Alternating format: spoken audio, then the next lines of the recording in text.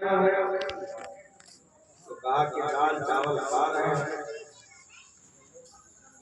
अच्छा, हमको तो दाल चावल नहीं लग रहा है। तो कहा हम आधा प्लेट खत्म कर चुका है। दाल चावल हमने समझे दाल चावल है। तो कहा हम कह रहे हैं कि दाल चावल नहीं है। तो कहा नहीं दाल चावल है।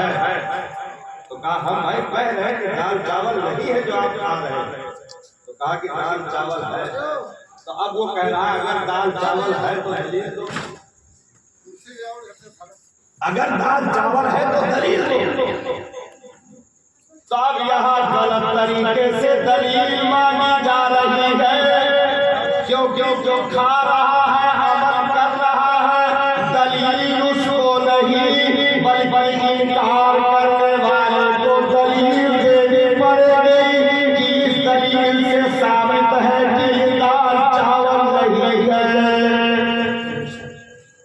तो हमेशा दलील इनकार करने वाले पर आती है।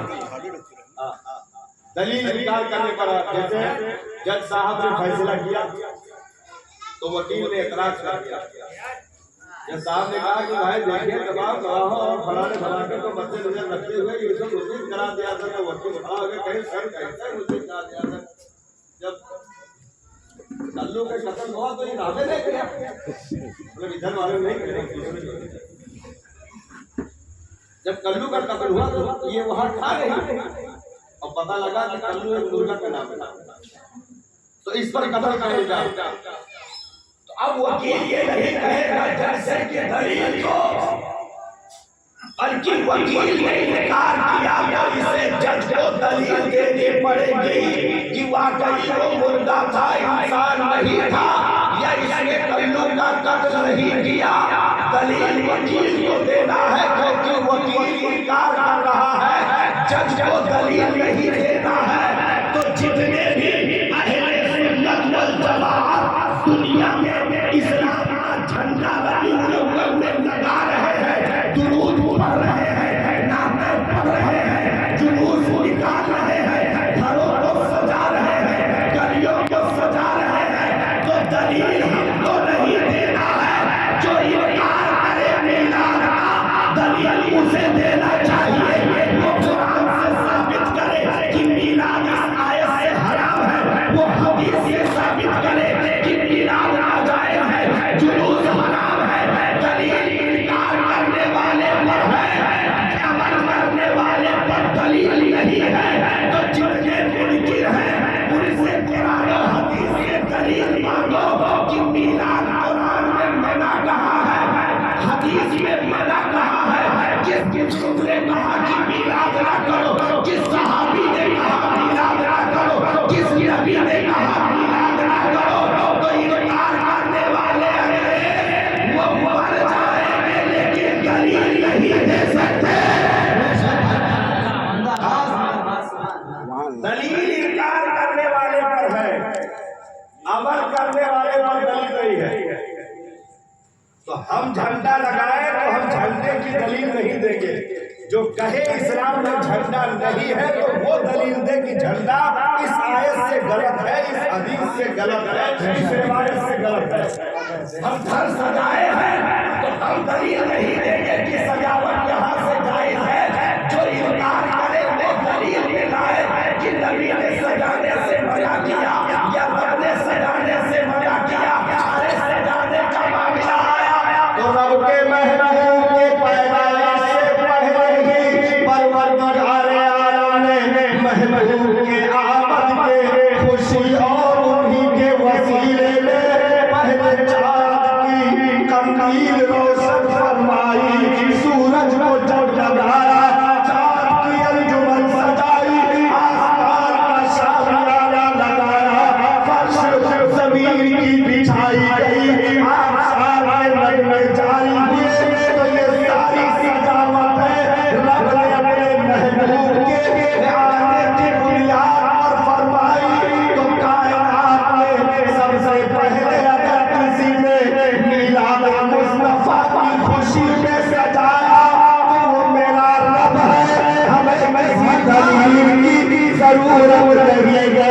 नारे तकबीर, नारे रिसालत, मसलके आला हजरत जश्न मिलाद नबी हजरत अल्लामा मौलाना कमालुद्दीन साहब किबला। नारे तकबीर, सुभान अल्लाह सुभान अल्लाह। हम कभी मायूस ना हो, थोड़ी रिपीट कम रखा तो आवाज समझ। हम मायूस ना हो।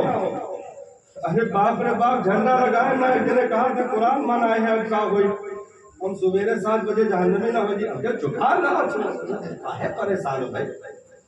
जब तुमको दलील देना नहीं है तो काहे जबरदस्ती परेशान हो? और रहा सबूत तो अल्हम्दुलिल्लाह आज तक अहले सुन्नत वल जमात ने बगैर दलील और सबूत के कोई काम नहीं किया। हाँ, सबसे बड़ी दलील तो यही है कि बगैर सबूत और दलील के अल्हम्दुलिल्लाह आज तक कोई काम किया ही नहीं। जितना भी अमल अल्हम्दुलिल्लाह हमारा इस वक्त तक जारी है, सबकी दलीलें कुरान और हदीस से साबित हैं, अक़वाले अइम्मा से भी साबित हैं।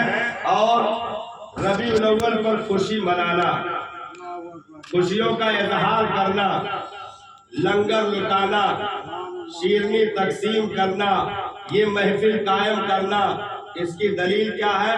तो आज सिर्फ कुरान से बात हो जाए। हाँ, खाली कुरान से बात हो जाए।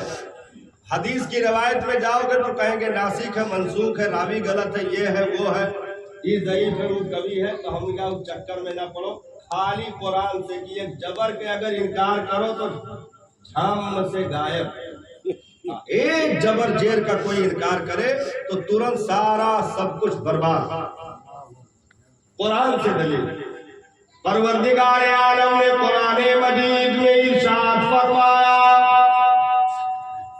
कुल बिफज़लिल्लाहि व बिरहमतिही फबिज़ालिका फलयफ़रहू हुवा खैरुम मिम्मा यजमऊन। ये कुरान की आयत है। अब ये हाफिज साहब लोग बैठे हैं, अब बताओ हजरत कुरान हुआ कि ना? सही बताओ ना, कुरान हुआ? कौन पारा हुआ हजरत बताओ? 5वां पारा। कौन सूरत हुआ हजरत? सूरह निसा। सुनो, गलत तो नहीं कहा था मौलाना, नहीं तो कहा कि मौलाना माइक लगा के हमें इनका बेवकूफ बना होता है। हाँ, वो तो ना सवेरे आदमी बालू सही हो खाए जाके बुराई करे, तो गलत बात है ना।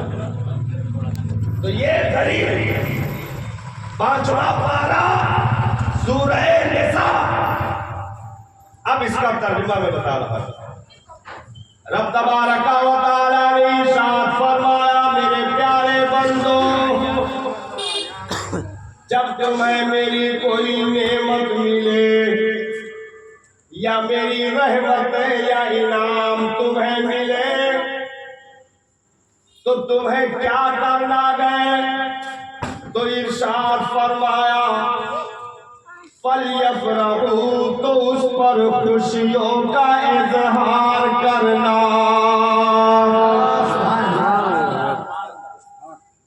मेरे बंदो, जब तुम्हें दुनिया में मेरी कोई नेमत मिले, मेरी रहमत मिले, मेरी जितनी भी मतलब अब कायनात में कितनी नेमतें हैं बंदा शुमार नहीं कर सकता। और सिर्फ यही नहीं कहा भाई, मेरी कोई नेमत, रहमत, बरकत, फज़ल तुम्हें मिले, फबिज़ालिका फलयफ़रहू, तो फिर खुशियों का इजहार करो। और आगे इरशाद फरमाया, हुआ खैरुम मिम्मा यजमऊन, ये उस चीज से, ये खुशियों का इजहार उस चीज से बेहतर है जो तुम जमा करके रखे हो। जमा करके आदमी क्या रखता है?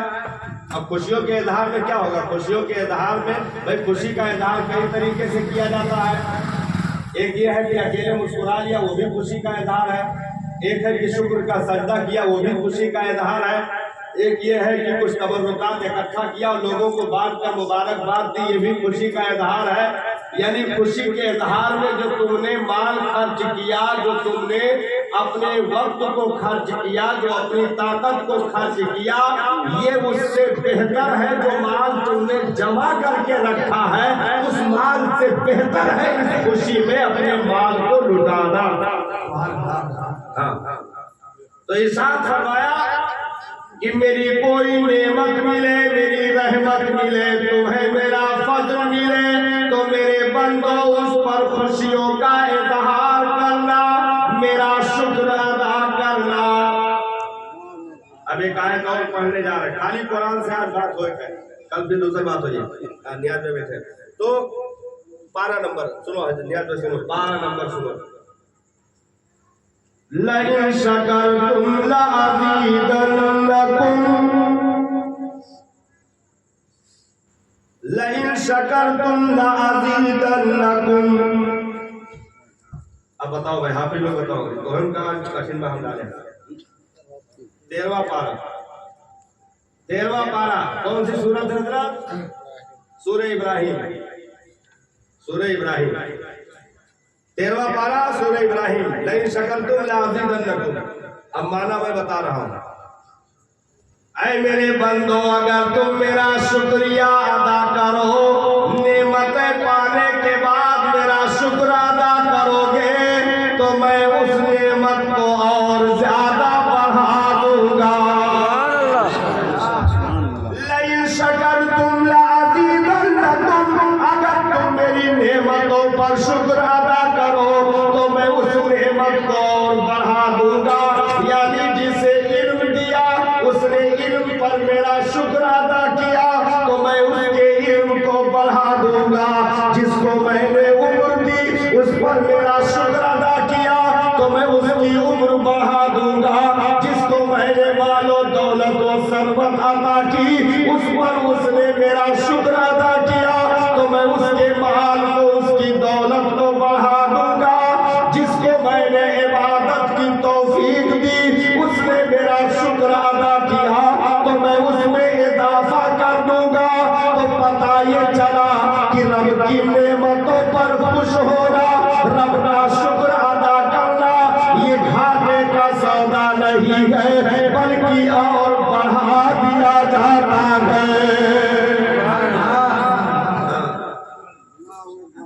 अच्छा, अब क्या हुआ और आगे चले, कुरान की और आयत आने वाली है, कुरान की आयत आने वाली है। हम लोगों को तो बदलने औला हुक्म है। पीछे उठा करके तारीख देखिए जो कुरान के हवाले से है। बनी इसराइलियों को नेमत परवरदिगार आलम ने अता फरमाई। एक तो ये नेमत की उन्हें मनो सलवा मिला, दूसरी ये नेमत की अल्लाह तबारक व तआला ने उन्हें हजरत मूसा अलैहिस्सलाम की मायत अता फरमाई और फिरौन से निजात अता फरमाया। यानी फिरौन के जुल्म और अजाब से बनी इसराइलियों को निजात मिली, बनी इसराइलियों को निजात मिली। भाई फिरौन ऐसे वैसे थोड़ा सजदा भी करवाता था, अगर बेटे पैदा होते थे तो मार देता था, क्योंकि नजूमियों ने फिरौन को बता रखा था कि फिरौन तो हरे सल्तनत में एक लड़का पैदा हुई जौन तो आप सल्तनत बहराए दी, सब बर्बाद कर दी। तो फिरौन ने कहा कैसे बर्बाद करी, आज के बाद हम पैदा न हुए दे। कसम खा लिया ना फिरौन ने, कहा आज के बाद हम पैदा नहीं होने देंगे। तो जो भी लड़का पैदा होता उसको दबा करवा देता, यहाँ तक कि औरतों का हमल गिरवा दिया और मर्दों को अलग करवा दिया कि पैदा नहीं होने देंगे। रब तबारक व तआला की कुदरत मुस्कुराई, इरशाद फरमाया जो तेरी सल्तनत को बर्बाद करेगा उस मूसा को तेरी गोद में पाल के ना दिखा दो तो मुझे खुदा न कहना। हजरत मूसा अलैहिस्सलाम को फिरौन ही के घर परवरिश दिलवा दी, पहचान ना सका, जान ना सका, वो तो बाद में पता लगा। तो अल्लाह ताला ने बनी इसराइलियों को फिरौन के जुल्म से, अत्याचार से, उसकी बर्बरियत से निजात अता फरमाई। तो कुरान मजीद में अल्लाह ताला ने इरशाद फरमाया, या बनी इस्राईल अज़कुरू, ऐ बनी इस्राइलियों जरा याद करो जो मैंने तुम पर नेमतें उतारी और मैंने तुम्हें फिरौन के अज़ाब से निजात अता की। उस चीज को, उस घड़ी को, उस वक्त को याद करते रहना, क्योंकि जो अच्छी घड़ियां होती हैं उन्हें याद रखा जाता है, जिंदगी में कभी भुलाया नहीं जाता। या बनी इस्राईल अज़कुरू निअमती अल्लती अनअमतु अलैकुम।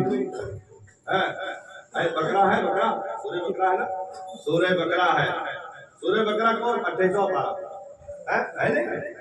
सब मुंडी हिलाओ तो रमजान में पारा और का गिनती सही देखा करो।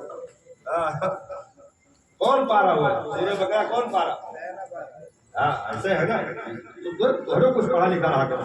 पहला पारा, तो पहले पारे में या बनी इस्राईल अज़कुरू, रब ने इरशाद फरमाया, तर्जमा देख लेना, लेकिन वही तर्जमा देखना जो कंजुल ईमान में लिखा गया। यहाँ वहां देखियो तो फिर उन्हें एक तो गाना रहे, दूसर खोद गवा। हाँ, एक तो पहले से बर्बाद रहे और गलत तर्जमा मिला तो और बैठ गए। इसलिए कंजुल ईमान देखना, तर्जमे में अगर सही तर्जमा आपको देखना, कंजुल ईमान देखना, तो कंजुल ईमान में आपको ये चीज मिलेगी। और फिर इरशाद फरमाया परवरदिगार आलम ने, वइज़ नज्जयनाकुम मिन आलि फिरऔन, यो सूरह बकरा है ये, कि रब ने इरशाद फरमाया, बनी इस्राइलियों उस वक्त को भी याद रखना जब मैंने तुम्हें फिरौन के जुल्म और अत्याचार से निजात अता फरमाई। तो बनी इस्राइलियों ने क्या भुला दिया? आज तक याद रखा है साहब, क्योंकि ये निजात उन्हें किस दिन मिली थी? इतवार के दिन। बनी इस्राइलियों को ये निजात जो मिली थी वो दिन इतवार का था। आज तक उस अकीदे के यहूदो नसारा जो मौजूद है वो इतवार के दिन खुशियों का इजहार करते हैं, मनाते हैं, वो सारी चीजें करते हैं। उनका एक अलग तरीका है, लेकिन उसको भुलाया नहीं उन्होंने, क्योंकि फिरौन के जुल्म अत्याचार से निजात मिली तो उस दिन और तारीख को याद रखा और आज तक उसे दोहरा रहे हैं। और रब ने कुरान में ये ऐलान फरमाया कि याद करो उस दिन को जब मैंने तुमको फिरौन के अज़ाब से निजात दी। याद करो बनी इस्राइलियों उस वक्त को जब मैंने तुम्हें आसमान की नेमतों से शर्फियाबी अता की, मन और सलवा जैसी नेमतें तुम्हें अता फरमाई। तो उस चीज को याद रखा गया और उस दिन वो खुशी का इजहार करते रहे। तो यारा फिरौन से अगर निजात मिले तो खुशियों का इजहार किया जाए। अरे दुनिया को सिर्फ एक फिरौन से नहीं बल्कि कयामत तक आने वाले फिरौनों से मुस्तफा के आमद की बुनियाद पर रब ने निजात अता फरमाई। तो अगर बनी इस्राइली खुशी मना सकते हैं तो मुस्तफा का उम्मती खुशी क्यों नहीं मना सकता?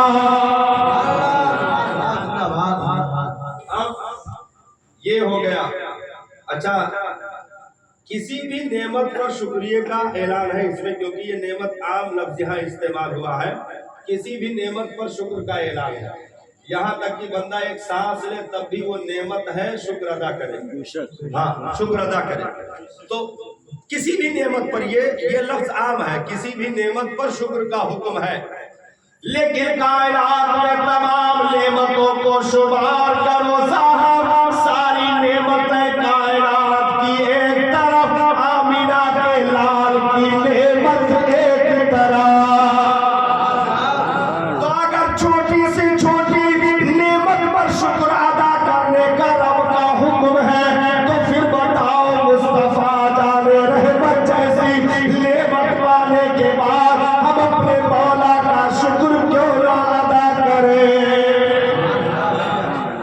अब इरशाद फरमाया, लक़द मन्नल्लाहु अलल मुमिनीना इज़ बअसा फ़ीहिम रसूला।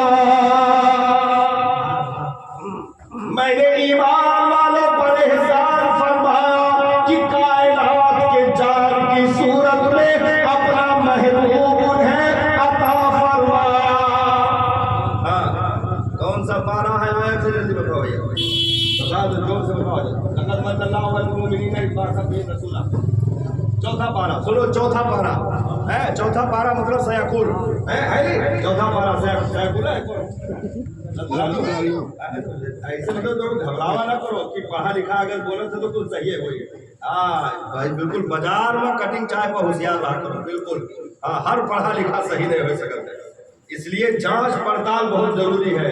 अगर 10 रुपए की मूंगफली खरीदते हो तो भले वो पहले से तो उनके पुड़ियाए रखे हैं, लेकिन जो तो ठंडा आएगा तो कौन हुआ ट्रक भर लिया आया है, ठंडा आएगा घाटा होगा। 10 रुपए मूंगफली वो टोवत है और खोल के एक एक दूसरे ऐसे देखत है कि यार है, तो मतलब हर छाट 10 रुपए चीज है, लेकिन छाटबीन जांच पड़ताल जारी है। क्यों? डरा हुआ है कहीं घाटा ना हो जाए, डरा हुआ है कहीं घाटा ना हो जाए। 10 रुपए की मूंगफली छाट छाट कर ली जा रही है और दीन ऐसे फ्री में लिया जा रहा है। इसलिए अगर दुनिया का सामान छाट कर लेते हो तो अकीदा और दीन भी छाट कर लेना। हर एक की चौखट पर गुमराह ना हो जाना, बल्कि जहां सही चीजें मिले भले दूर तक जाना पड़े, उस सही चीज को लेने के लिए सफर करना गवारा कर लेना, लेकिन आयरे गहरे से अपना दीन और अकीदा न लेना। तो आजकल मालूम है खराबी क्या है? सब लोग हजरत मौलाना यूट्यूब बना चाहता है, हजरत मौलाना फेसबुक, हजरत मौलाना व्हाट्सएप, इंस्टाग्राम तो पानी कौन का, तो उससे दीन ले रहे हैं, दीन ले रहे हैं। हालत यह है कि खुद इस्तिंजा करके पाक करने का तरीका नहीं मालूम है, और दीन जो है मोबाइल के जरिए से सीखा जा रहा, लिया जा रहा।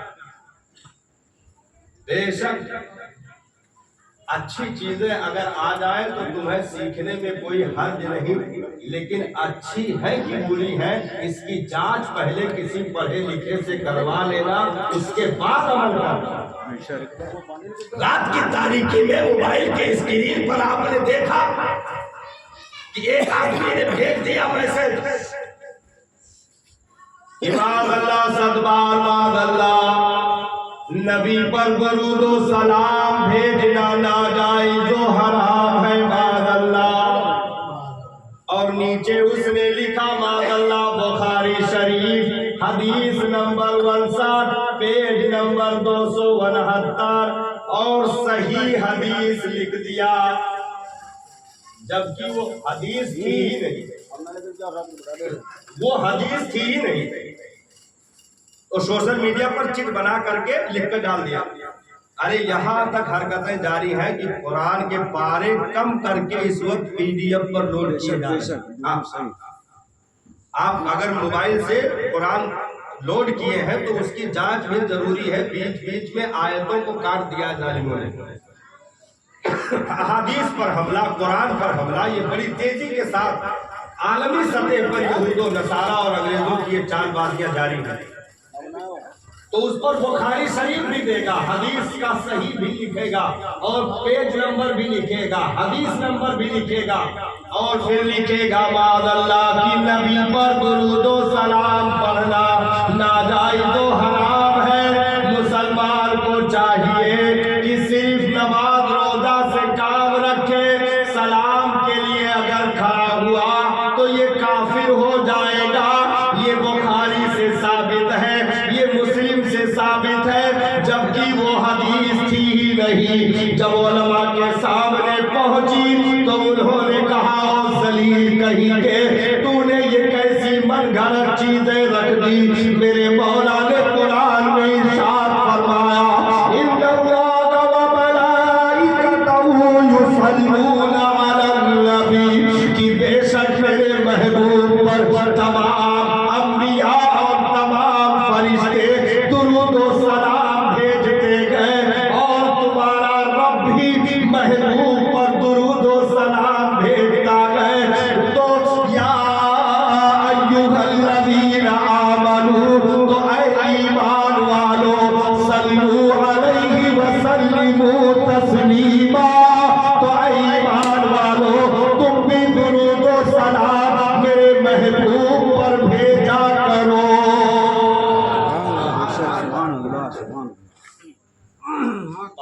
बारह बताइए 22वां पारा इन्नल्लाह व मलाइकतहु युसल्लूना अलन नबी या अय्युहल्लज़ीना आमनू सल्लु अलैहि व सल्लिमू तस्लीमा। 22वां पारा कौन सी सूरत हजरत? सूरत कौन सी है जल्दी बताओ भाई सब फैसला करके बताओ, देख के बताओ। 22वां पारा है, सूरत हजरत बता रहे हैं ये आयत है, इसका तर्जुमा हम बता रहे हैं। इसका तर्जुमा कंजुल ईमान में देखिएगा क्या फरमाया। इन्नल्लाह जब महबूब पर दुरूद व सलाम भेजने की बात आई तो रब ने उन भेजने वालों में अपना नाम पहले नंबर पे रखा। बोलो सुभान अल्लाह। आए पहले नंबर पे के नहीं सूरह अहज़ाब याद रखो भाई, सूरह अहज़ाब पारा नंबर 22 आयत जो मैंने तिलावत की है पारा 22 सूरह अहज़ाब। ये याद रखना, सुबह को कोई कटिंग चाय पे ये ना कहे कि मौलाना मनगढ़ंत की बातें इधर उधर की सुनाकर चले गए, कुरान और हदीस से बात नहीं की। आज हदीस सिर्फ नहीं, आज सिर्फ कुरान पर बातें हो रही है और सारी दलीलें कुरान से ही दी जाएगी। सारी दलीलें सिर्फ कुरान से दी जाएगी। और अल्हम्दुलिल्लाह सुम्मा अल्हम्दुलिल्लाह अगर 5 घंटे भी मैं गुफ्तगू करूं तो दलील सिर्फ कुरान से होगी, बात बाहर नहीं जाएगी। तो दुरूद व सलाम पढ़ने में अब अच्छा जैसे आप दलील दोगे कि ये आयत तो उसमें तो आपको बेवकूफ बनाएगा। हम लोगों को सामने नहीं आते हैं, हम लोग ऐसा पूछे थे क्या हो तो सलाम मतलब शर्माए जाता। अगर हमरे जैसे कहूँ रोक के पूछ ली क्या हो तो सलाम कर, देखो भाई हम ये सब बात नहीं करना चाहते, हमारा हमसे नहीं करते। और जब तुम मिली हो ना तो शेरे बबर की तरह बात करेगा। इधर आओ मुशरिक हो गए खड़ा होकर सलाम कर रहे हो, तुमको मालूम है कुरान में है सलाम। सहाबा ने खड़े होकर सलाम पढ़ा, नबी ने खड़े होकर सलाम पढ़ा, ये किया वो किया। मतलब ऐसा हर कहीं है कि जो भद नीचे जो है हाथ हाथ दोनों के बाद जिंदगी में न पड़ा। तो ऐसे ही मतलब यहूद और नसारा की चाल है कि मुसलमानों को इनके नबी से दूर कर दो, इनके नबी का इनको दुश्मन बना दो। यही तो इम्तिहान है तनवीर कि किसने किसको खुश करना है इस दुनिया में। तेरी अटके तो वकीलों से करे इस्तेमाल या नबी सुन के बिगड़ जाए तबीयत तेरी। जब बात अदालतों की आए, जब बात मुकदमे की आए तो वकीलों से मदद मांगो